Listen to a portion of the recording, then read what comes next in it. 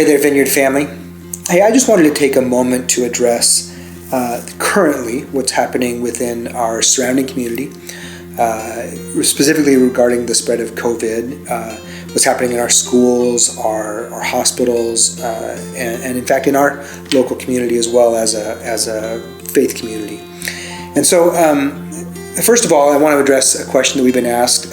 Some of you may know that there is a new mandate that goes into effect this coming Friday, the 17th, that is a Boise City mandate, and it's specifically to groups gathering of either 250 or less or 250 or more.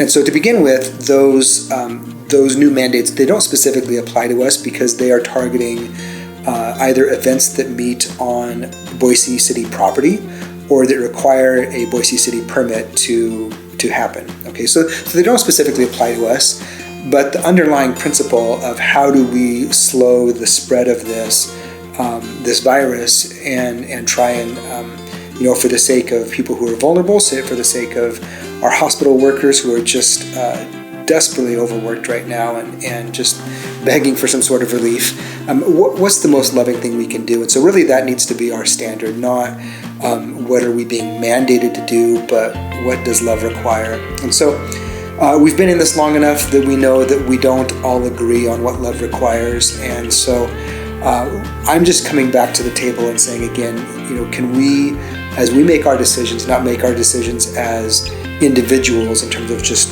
what's best for me, but really come back to that question: is what does love look like for others? And so I just want to let you know what we're doing currently. We looked at our sanctuary again this week and just noticed that over the last several months, a lot of our rows and chairs and tables have drifted closer together. So we went back through and we redistanced our sanctuary to make sure that when we do gather, we can sit with our households, but with 6-foot distancing kind of built into the way the room's arranged. And that's, as much as we love being together and want to be able to be, affectionate and close and all of that, we just really do want to limit the spread. To be really transparent, as a pastor, I'm walking with several families right now who have either just recently lost a loved one to COVID or are begging for prayers for someone who is currently in the hospital and is right on the edge. And so this is real. It's reached us locally, and the pandemic is real. The best way to address the pandemic, I know we don't all agree on, and so we're certainly not going to be mandating vaccines at the Vineyard or anything like that. But we do believe that masks when we're up close to people are a way that we can help with the spread.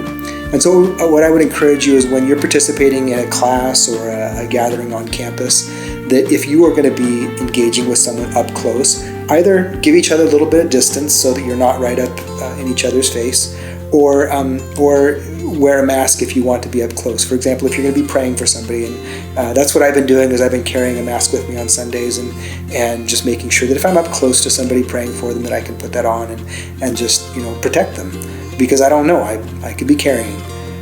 So that's what I would encourage you to do, is to just use love.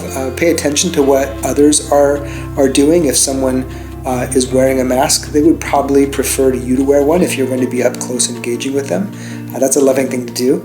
If you're talking with someone and they're clearly not masked, then maybe it's not necessary to mask, but just give each other a little space, and in that way we can hopefully do our part to slow the pandemic and to not infect anyone else and see anyone else seriously sick or even with more loss of life. So at the end of the day, I just want to ask, please choose love, and if we ask that question, what does love look like in this situation for others, I think that's going to be a good guide for us. Thanks.